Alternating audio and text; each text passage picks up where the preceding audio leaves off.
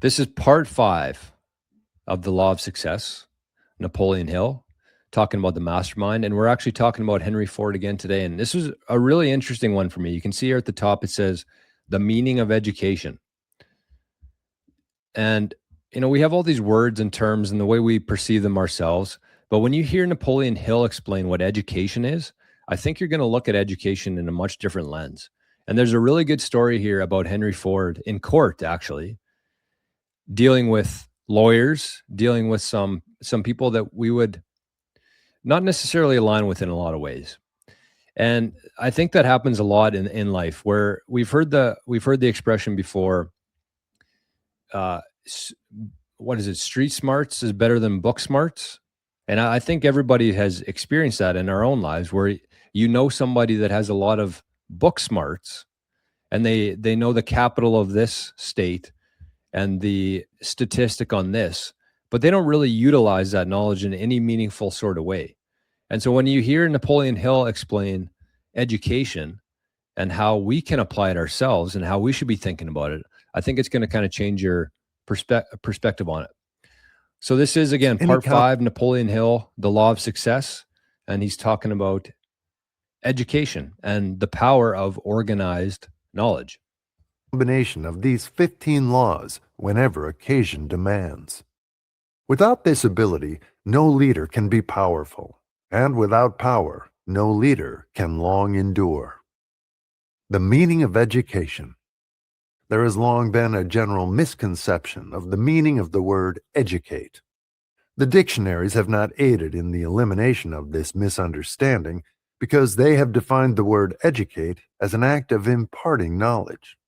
The word educate has its roots in the Latin word educo, which means to develop from within, to educe, to draw out, to grow through the law of use. Nature hates idleness in all its forms.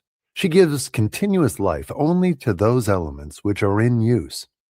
Tie up an arm or any other portion of the body, take it out of use, and the idle part will soon atrophy and become lifeless.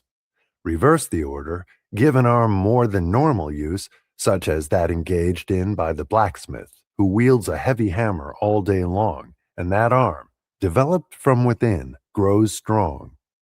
Power grows out of organized knowledge, but, mind you, it grows out of it through application and use.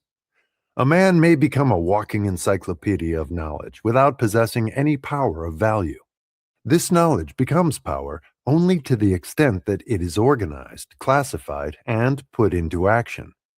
Some of the best educated men the world has known possessed much less general knowledge than some who have been known as fools, the difference between the two being that the former put what knowledge they possessed into use, while the latter made no such application.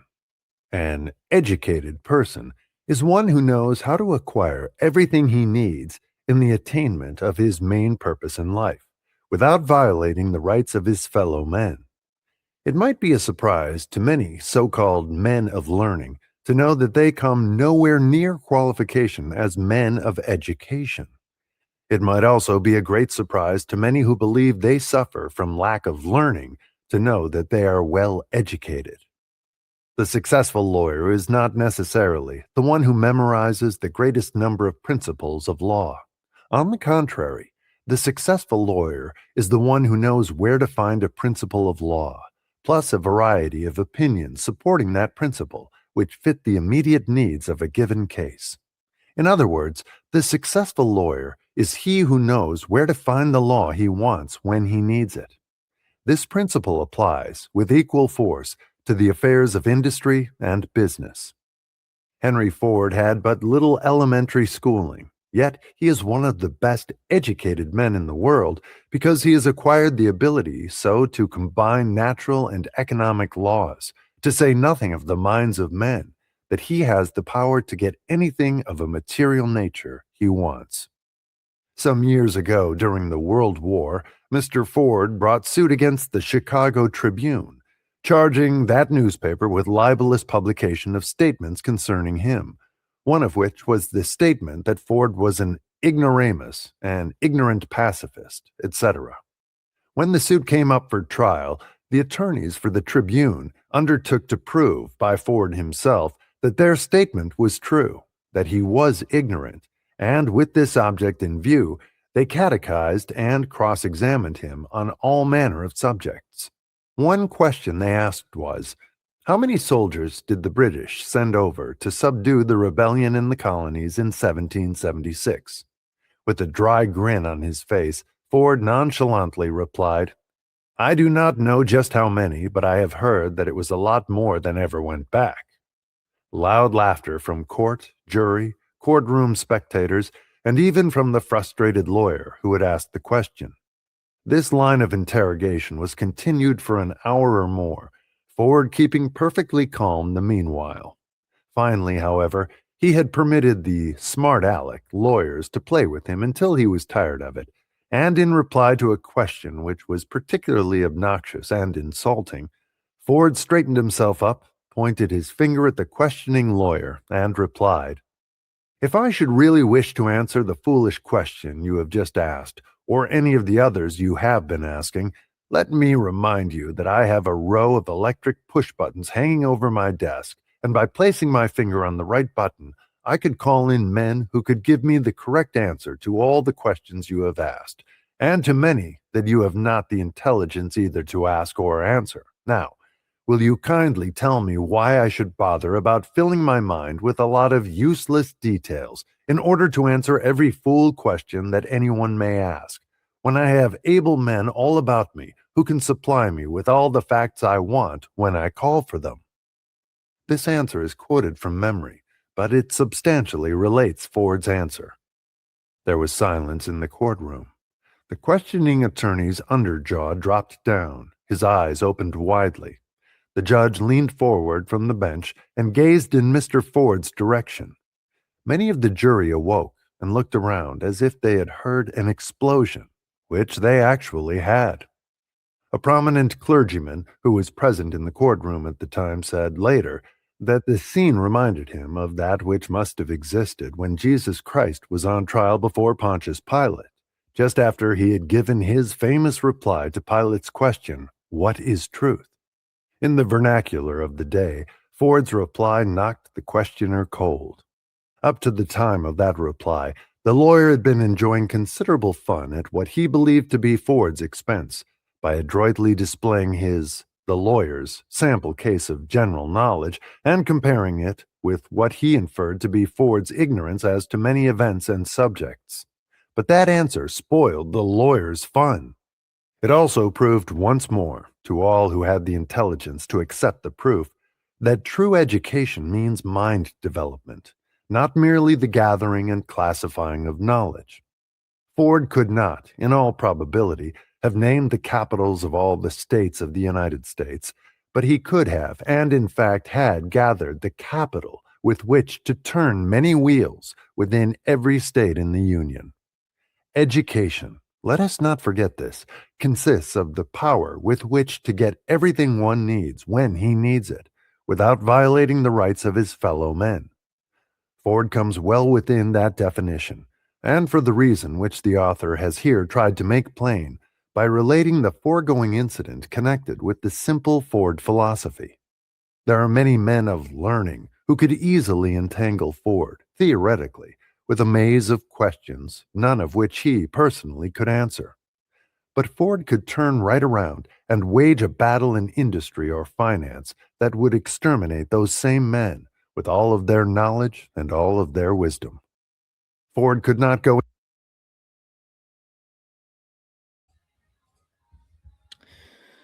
So that's education. Educate to develop from within. So I got a couple things written down here, but I think the main part of that to me was that it really has, again, nothing to do with, especially in today's age. If you consider when this book was written back in the 1920s and how different it is today in terms of being able to access information, he kind of made the point of he doesn't really need to know this stuff. He doesn't need to waste his time learning this stuff when he has people around them that could answer them. So kind of the main point of that was education consists of the power with which to get everything one needs when he needs it. Education consists of the power with which to get everything one needs when he needs it. And if you think about the tools we have at our disposal now with AI and the internet and everything, the main part of this to me was that it's kind of a waste of time and energy to learn different things that aren't necessarily applicable to you in what you're doing. And again, I'm sure we can all kind of think of people in our lives who do this, whether it's with sports or trivia or anything. A lot of people just spend a lot of their time, not some of their time, a lot of their time and a lot of their finite energy in the day, spending it on things that aren't necessarily applicable to what they're doing. Somebody could have a lot of knowledge, but unless they learn how to apply that knowledge to what they're doing to become more valuable, it doesn't mean anything. And way more so today than the 1920s, this kind of knowledge with what we have now. And so that was kind of the main thing for me, that the takeaway for me is that it's about focus. It's about figuring out what your chief aim is in the world, figuring out what you do, what you want to do, and then utilizing everything that we have, using all the tools to push yourself further towards that without getting distracted by the things that don't really matter. You know what I mean? Same kind of thing with the news cycle. It's like people spend hours each day trying to dissect what this person said and keep up with the latest news with this, but it doesn't do anything. Even if they know it well, even if they've memorized the exact chain of events that happened in this certain time, it doesn't matter. It's a waste of your energy.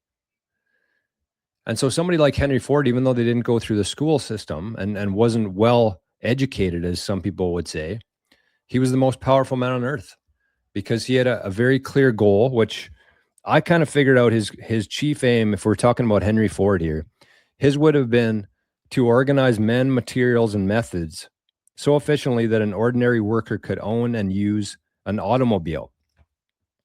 And so he didn't care what the state capital of Iowa was, or the how many species of this certain animal exist. He didn't give a shit about any of that. He was focused on his chief aim.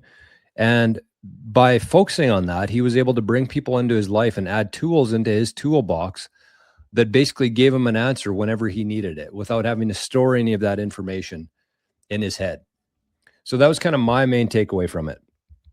And I had a couple notes written down here. I'll just kind of read some of the key points that I found.